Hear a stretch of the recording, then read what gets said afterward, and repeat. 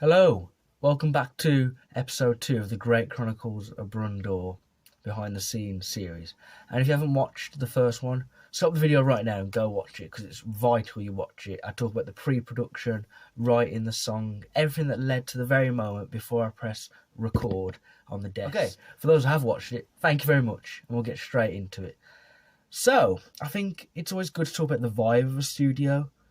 It's a bit boring just saying, oh, we recorded bass, then we recorded drums, then we recorded guitar. Let's talk about what it was like in the studio.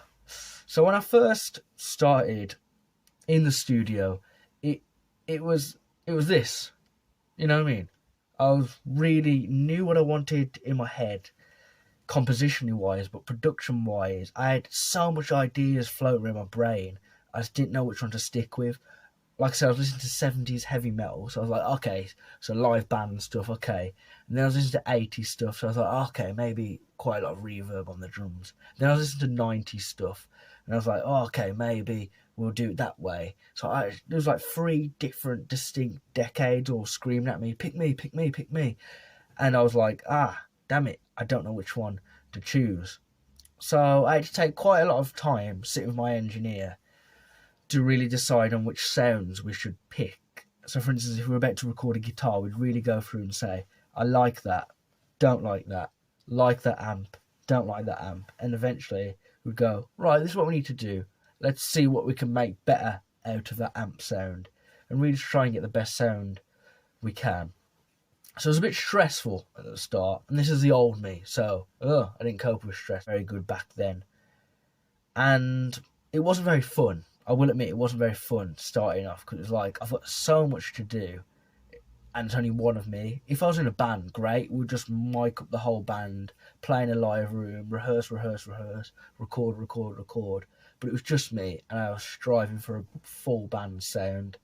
So I was really stretched and I was like, oh, I don't know, it's not looking good. Don't know how I'm going to do this. So yeah, that was what it was like at the start. Then round about May, I was like, you know what? I think I've got this. You know what I mean? I think I've got this. And then by June, I was like, I've got this. The start of June, I was pretty much that's the end of production at June. The start of June, I was like, I've got this. I've pretty much got it. And one of the best production days happened in June. But we'll talk about that later. So at the start, it was very, very hard. It was very stressful. Didn't know what I wanted. There was mess ups with the equipment. For instance, my bass guitar was completely not suitable for recording, had to go get a new one. Lots of things dropping. I was ill for one point during the studio session, so I had to miss one, and just lots of things going wrong, and couldn't find the right vibe and feel of the recordings and that. And sometimes there was mess ups with some of the recordings and some stuff didn't get saved. Lots and lots of production issues. And then the middle part was, it's looking all right. It's looking bright. Pretty standard. Could be better. Then by the end, it was really great. So that's the best way I can describe it. Who was in the studio? Me, Sam Whitehouse, my engineer and technician, and then Jason Fillingham, who was the executive producer. He wasn't in on every single moment. Rather, he would come at the start of the session, like, what's you recording today? I would tell him. And then you'd be like, right, okay, I'll come back in about 30 minutes and just check on the progress. But he was the one who hooked me up with Sam Whitehouse and how I got to know Sam Whitehouse. And then eventually he was the one who suggested Sam Whitehouse play guitar for me on the song, which he did. So that was a really good shout from the executive producer there. And that was it.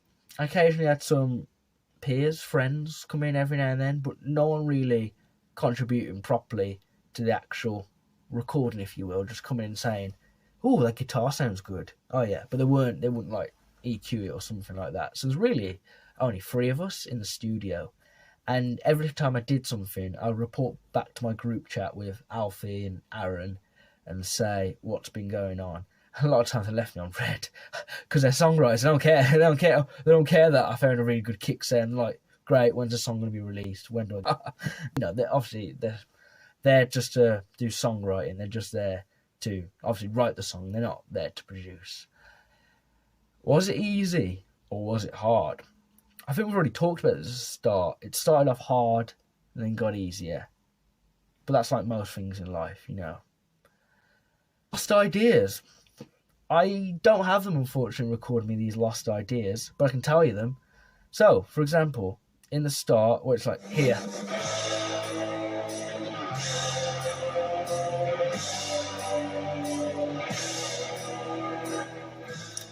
There was originally meant to be loads of drum parts to that, so it would go crash, where it's doing the crash now. Where the ride was, originally it was going to be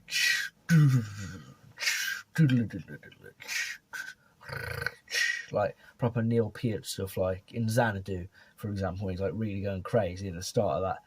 And then there's meant to be like a clean guitar over it going.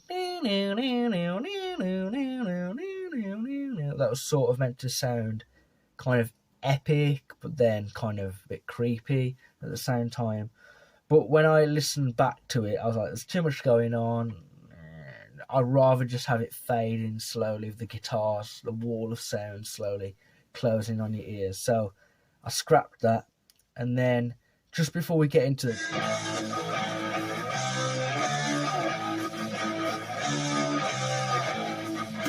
just before we got into that riff, there was meant to be like a rundown did, which was like do do do do do do do do do do do do do, but it was meant to be like funky, so it was like and then went into the riff. It didn't really work because we'd just gone from the heavy part before, where it's like.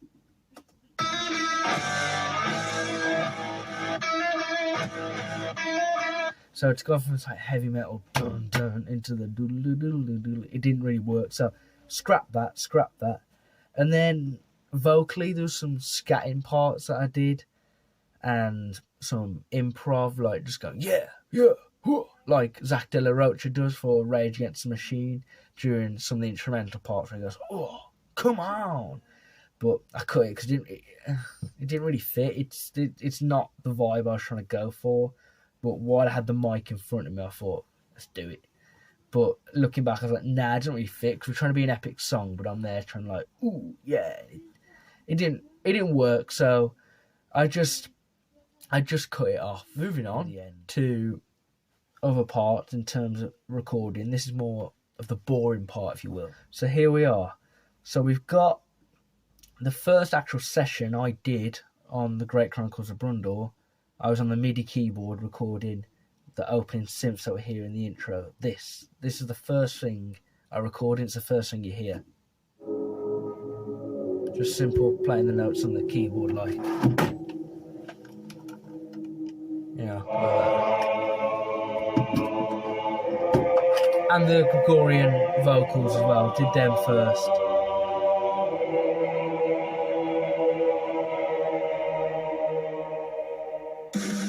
And that's it. That's all I did first. After that, we did the drums and bass recordings of the intro, the 2-minute intro, just before the vocals get in the verse. We did the recording of that. And that was interesting. I was trying to get the right bass tone, so that took some time to really get the right bass tone, going back and forth recording. Does this sound good? Because obviously I would get a right good bass tone, be playing it, be like dun dun dun dun dun dun dun. Oh, it sounds really good through the studio monitors. Yeah, let's record it. But obviously when you record, what you play way different to when you do when you're just jamming about on the bass. So then it sounded like dun dun dun dun dun dun dun, and I was like, cut that, don't want that. That sounds absolutely rubbish. Move on, find a better sound. So yeah, so it took some time to find the right sound. So that's what I did after the synths. And then I started to plan to go further, but there was a mess up with the equipment. The gain was really high on all the bass parts, so I had to go back and re-record the bass parts again. Thank goodness, because now I know a bit more about tones. Yeah. And I realised, oh, the tone's not good anyway. Thank goodness I have to re-record this. And it felt too small and fake, the tone. So I used bigger amps and bigger DIs to really get a bigger sound. Re-recording the bass was annoying because I had to do everything I just worked hard to do. And I was thinking to myself at the time, I should be way past this stage, man. I just want to record new stuff, not do re-recordings of old stuff.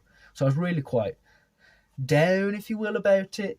but we still plodded on. This was the next session. I finally got all the drums and bass recorded for the song. Because the plan always was to get drum and bass done first and everything on top of it. Because they're like the layer. Well, they are the song. Especially because it wasn't a live band setting. You got to do it like assembly line.